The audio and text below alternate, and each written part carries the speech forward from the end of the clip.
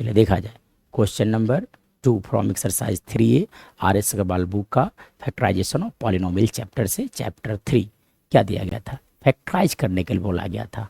क्या लिखा हुआ था? फैक्टराइज करने के लिए बोला गया था 18x² बाई, अब माइनस लिखा गया था 24x/z। ठीक है, तो इसे कैसे फैक्टराइज किया जाएगा सर? तो चलिए देखिए, सबसे बात आप क्या करोगे, 18 को आप फैक्टराइज कर लो। 18 को फैक्टराइज करना बहुत आसान है, दो 2 टाइम्स, तो यहाँ पे 9 रह जाएगा।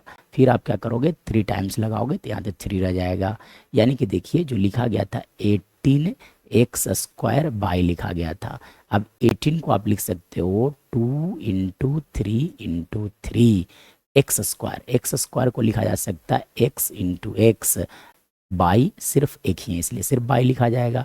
अब देखिए 24 को इन द सेम में पहले फैक्टराइज कर लो आप, तो 24 को जब आप फैक्टराइज करोगे तो 2 से आ गया यहाँ पे 12 टाइम्स। ठीक है, और देखिए यहाँ से 2 से फिर से लगाया जाता है, कितने आ जाएंगे 4 टाइम्स, फिर 2 से लगाया जाएगा तो 3 टाइम्स, और यहाँ से फिर से 3 टाइम्स लगाओगे तो दैट विल बी 1 हेयर। मतलब यहाँ से आप जो लिखा गया था 24x/z। ठीक है, अभी मैं माइनस को छोड़ रहा हूँ यहाँ पे। ठीक है, तो लिखा जाए यहाँ पे आप लिख सकते हैं इसे 2 × 2 × 2 है ना, ×3 x एक है, बाई एक है, और एक z है। कॉमन कॉमन मतलब फैक्टराइज करने का मतलब होता है कॉमन लेना होता है। ठीक है ना, चलिए अब देखा जाए कि दोनों टर्म में से कॉमन क्या है।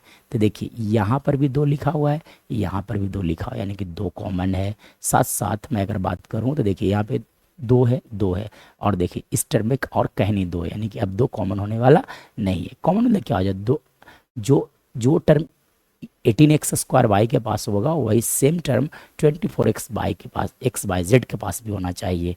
तो देखिए यहाँ पर भी एक 3 लिखा हुआ है और यहाँ पे भी एक 3 लिखा हुआ है, तो सबसे पहले 2 और 3 कॉमन दिख रहा है, और देखिए और कहीं 3 नहीं, यानी कि डिजिट में हमारा सिर्फ और सिर्फ कॉमन हो जाएंगे 2 और 3, और 2 और 3 को जब मल्टीप्लाई करोगे तो दैट विल बी 6, यानी कि यहाँ से 6 कॉमन दिख रहा है आपको।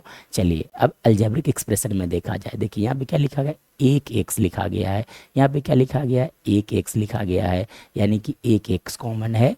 और बाई देखिए यहाँ पे कितना लिखा गया, एक बाई है, और यहाँ भी एक बाई है। ठीक है, तब हमारे पास कॉमन आ जाएंगे एक्स बाई भी क्या होगा, कॉमन होगा, यानी कि 6x/, कॉमन हो जाएंगे। चलिए अब यहाँ से जब आप यहाँ से देखो ये निकल गया, ये भी बाहर हो गया, ये भी बाहर हो गया, ये x भी बाहर हो गया, बाई भी बाहर हो गया। कॉमन मतलब वो समझो कि आप बाहर कर दिए उसे, तो यहाँ पे क्या बचेगा 3x, क्या बचेगा 3x, तो यहाँ से आप लिख सकते हो 3x माइनस, अब देखिए यहाँ पे क्या बचेंगे, तो 2 × 2 दैट इज़ 4, तो यहाँ से लिख सकते हैं आप 4। और देखिए यहाँ से अगर मैं बात करूँ तो देखिए ये 2 तो गायब हो चुका था, ये 3 भी गायब हो चुका था, ये x भी नहीं लिखाएगा, बाई भी नहीं लिखाएगा, यानी कि हमारे पास क्या बचेगा ओनली 4z। सो हमारा राइट आंसर होगा, है ना, हमारा राइट आंसर लिखा जाएगा 6x/, × 3x - 4z। This is our right answer.